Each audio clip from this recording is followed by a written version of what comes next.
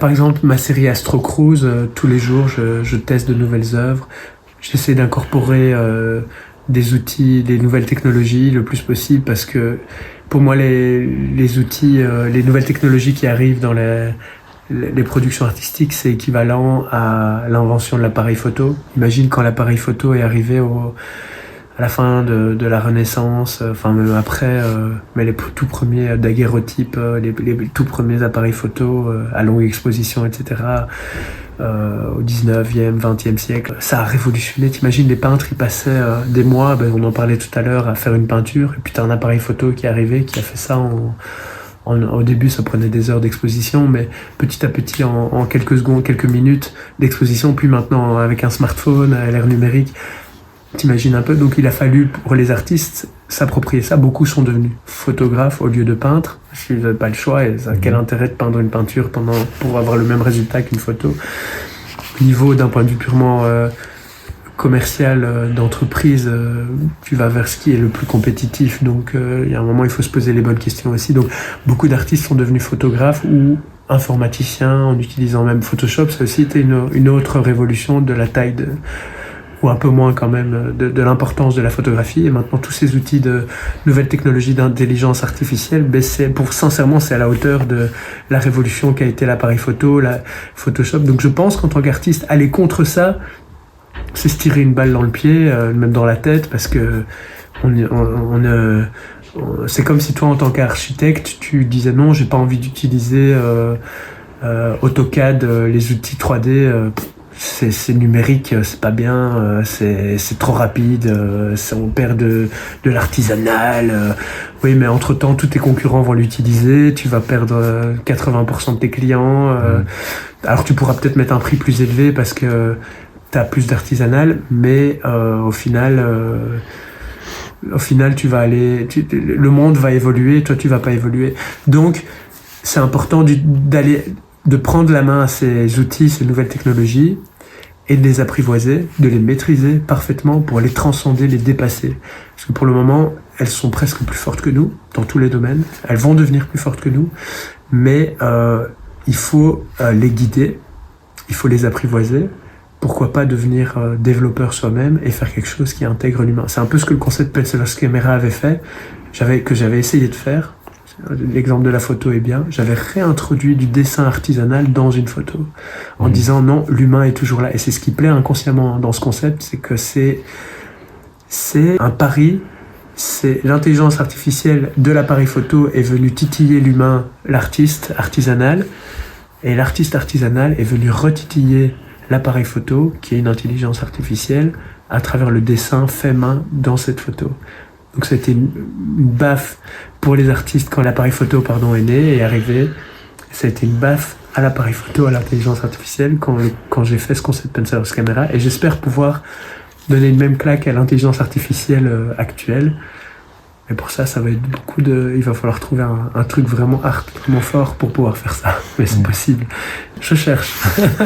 Est-ce qu'il vous arrive de ne pas avoir d'inspiration et de bloquer Ça m'arrive, mais vraiment sans prétention, c'est rare. J'ai cette chance-là.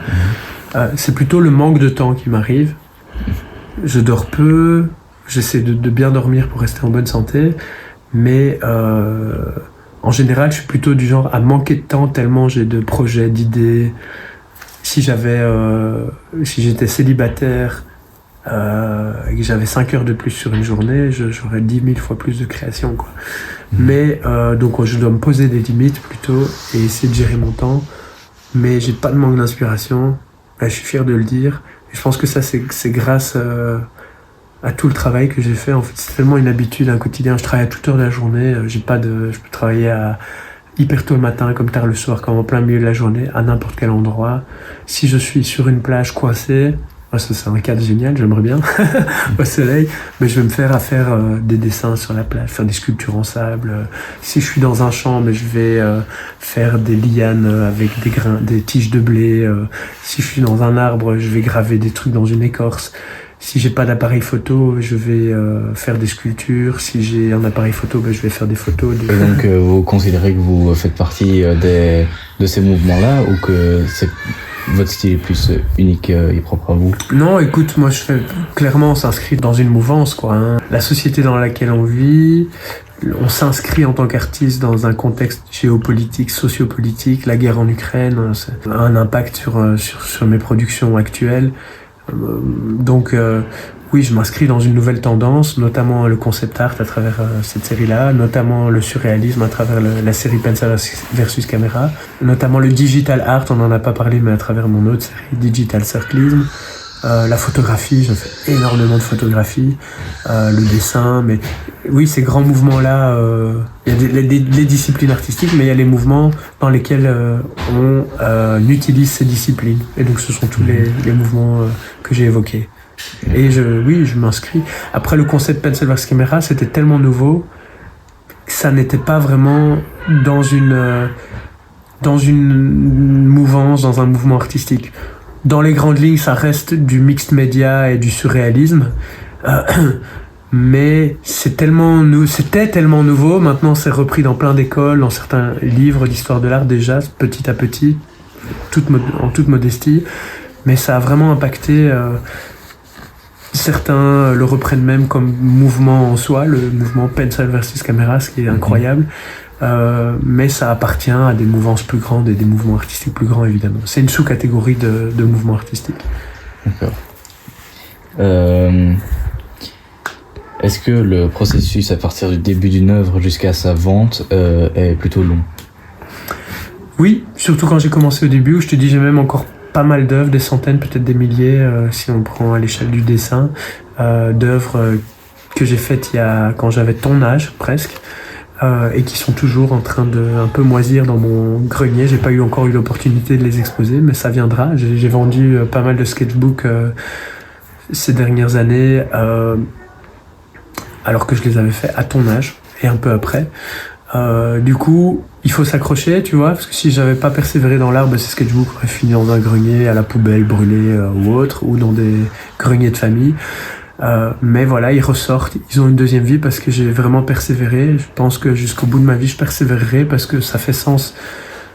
Je suis vraiment un artiste dans l'âme et je reste quand même aussi attaché à mon master en journalisme, donc je fais des choses un peu plus sérieuses à côté et j'essaie de faire bien les deux choses. Mais pour revenir à ta question, tu veux dire la durée entre le début et la fin d'une œuvre, la création jusqu'à la vente. Mais au début, quand je faisais des œuvres, je pensais vraiment pas à les vendre. Il y avait un côté chamanique, de méditation et puis de volonté de remuer, bousculer le monde dans lequel on vit, faire des choses innovatrices, etc. Donc vraiment un côté altruiste à purement me rechercher et rechercher des nouveaux process artistiques. Mais maintenant que j'en vis, en partie, parce que j'ai mes autres activités évidemment un peu plus marketing, communication, mais qui restent dans la création de contenu, donc il y a une dimension créative, ça reste une force d'être un artiste dans ce que je fais dans mes autres activités. Maintenant évidemment, il y a une dimension un petit peu plus commerciale, où évidemment j'ai presque 40 ans, je sais ce qui va un peu mieux marcher, ce qui va un peu moins marcher. Les choses parfois un petit peu trop expérimentales parlent moins aux gens parce que c'est plus personnel. Ça parle à certaines personnes quand même, mais statistiquement ça parle à un peu moins de gens. Tandis que les choses qui parlent sur les thématiques de l'amitié, de l'amour, un peu plus légères, vont parler à un peu plus grand nombre de gens, et donc commercialement elles vont être plus exposées, plus achetées, parfois des prix plus élevés, etc. Et donc parfois vous faites certaines œuvres plus dans l'obligation pour devoir en vendre après, ou c'est toujours par envie et par passion? Non, c'est vraiment toujours par envie. Et il y a encore beaucoup d'œuvres que je fais vraiment par pure curiosité, mais avec quand même une petite touche. Je me dis ça doit parler aux gens, quoi. Au début je le faisais vraiment, ça devait me parler à moi. Oui. Mais du coup ça parle à peu de gens. Et maintenant, plutôt que d'exorciser mes peurs de manière égoïste, j'essaie d'exorciser les peurs du monde et de me poser des grandes questions philosophiques pour, comme je te disais, que ça ait une plus-value et que mes œuvres puissent rentrer dans une mouvance globale, quoi. Mais c'est important de garder quand même un côté individuel dans ses productions artistiques, parce qu'alors tu viens avec des trucs complètement délirants, auquel aucun autre artiste ne pourrait avoir pensé. Donc c'est un juste milieu à trouver, vraiment.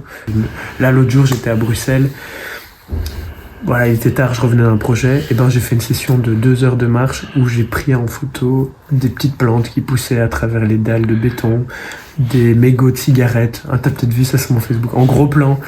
Ben, ça a fait, les gens ont bien aimé sur Facebook, ça fait plein de likes. C'était des photos de rien. Et ça m'a donné une idée de faire une série des photos de rien. Donc, de prendre une petite bulle, une petite peloche de laine qui traîne sur une nappe et de faire toute une série de ça. Parce qu'on veut tout le temps mettre des trucs en avant incroyables. Je me dis, prendre des photos de trucs pourris et en faire une série. Pourquoi pas? Mais c'est des trucs pourris, mais qui demandent du travail quand même, parce que je mets un beau flou sur la photo, il faut le prendre en photo, faut être là à 3h du mat dans un cadre où il y a personne dans la rue, faut avoir quand même le flash, l'éclairage. Donc c'est rien, mais montré à travers une belle photo. Rien ou quelque chose de pourri, genre un mégot ou autre chose, quoi. Un titre d'exemple. Donc voilà, le processus créatif, c'est vraiment évolutif, mais pour ça, il faut être dans des bonnes conditions. Quand je suis ça, ma crainte, c'est la dépression, quoi. Parce que en tant qu'indépendant, en tant que personne vivant en plein milieu de la campagne, tout ça, ben c'est vite arrivé. Et des coups durs comme le Covid, des coups durs comme une crise financière, comme n'importe quoi qui peut arriver dans la vie. Mais ça, moi, en tant qu'artiste sensible, c'est le genre de truc qui peut me mettre KO, quoi. J'ai eu des périodes difficiles comme ça.